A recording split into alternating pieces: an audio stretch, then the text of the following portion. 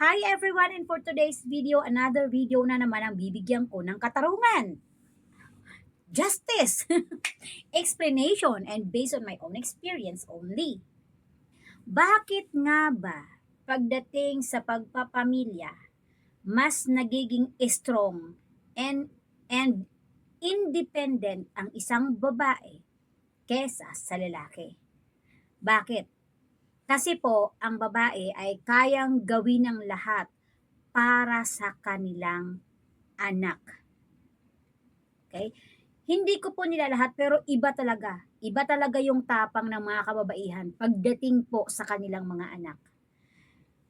Kahit walang-wala na silang makain, ibibigay pa rin nila yung natitirang para sa kanila, para sa ikaliligayan ng kanilang anak.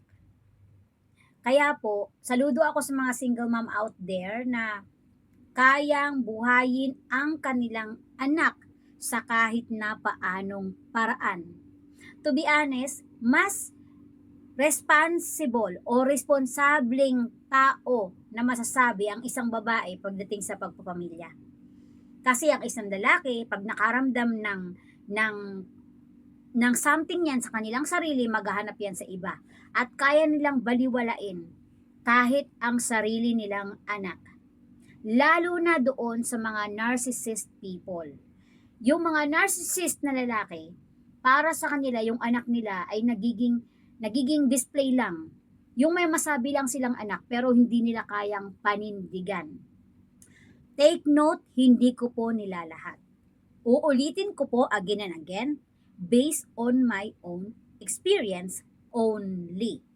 So kaya ko po ito nasasabi dahil naranasan ko po. And totoo po na ang babae, once na iniwan ng isang lalaki at may mga anak, believe me, kung kaya niyang ibenta ang kanyang sarili, hatiin ang kanyang sarili sa apat, para lang lahat ng responsible sa kanyang mga anak ay magawa niya. Gagawin niya po, believe me. Ganyan po katindi ang isang babae or ganyan katapang ang isang babae para sa kanyang mga anak. Hindi po katulad ng sa mag-asawa po, literal na kapag naghiwalay, mostly, again, hindi ko po nila lahat. Mostly po, na kapag ang isang babae ay iniwan mo na, ang lalaki, kaya na niyang gawin lahat. Pwede na siyang maging independent ulit, umastang binata, or mag-happy-go-lucky, happy-happy doon, happy-happy dito. Pero ang mga babae po kapag may anak na, kahit gaano pa ito kabata na nagkaroon ng anak, nagiging instant, matured ang kanilang kaisipan. Totoo po yan. At kapag may anak na sila, hindi nila kayang dumiskarte kaagad ng ganun kadali dahil meron silang anak na pinoprotektahan, may anak silang inaalagaan. Pero, kapag ang isang babae ay nakabangon, gagawin ng lahat ng isang ina, gagawin ng isang babaeng ina para sa kanyang mga anak. Kahit na anong paraan pa yan. Diba? Maglalabandera, magtitinda, magmamanicure, lahat-lahat ng klaseng extra na pagkakakitaan gagawin niya para sa kanyang anak. Or kung kaya pa nga niyang ibenta, tagda rin ang kanyang sarili para lang kumita siya ng pera sa marangal na paraan, gagawin niya po yun. Para lang may makain o may maipasok sa sikmura ng kanyang mga anak.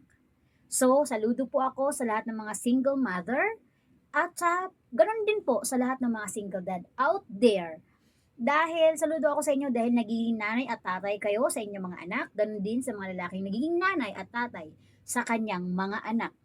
And goodbye dun sa mga babae at sa mga lalaking walang paninindigan sa kanilang pamilya. Ulitin ko po, based on my own experience only at hindi ko po ito nilalahat. At napakahirap po ng ganitong sitwasyon mga kaibigan kasi nakakasira din po ito ng mental health. Ako po, during the ilang dekada na nagdaan, halos mabaliw ako sa ganitong sitwasyon. So, na-share ko lang para lang kahit paano ay maisip nung ibang mga babae na dumadaan sa ganitong sitwasyon sa ngayon, maisip nila na hindi sila nag-iisa, na mayroon pang bukas or mayroon pang pag-asa. So, para sa mga single parents diyan, bangon lang ng bangon, 'wag mapagod. Gawin natin ang lahat para sa ating mga anak, para kung sakaling sila ay makapagtapos na, puwede na tayong mamahinga sa ating buhay. So, may God bless you always and have a nice day ahead. Bye for now!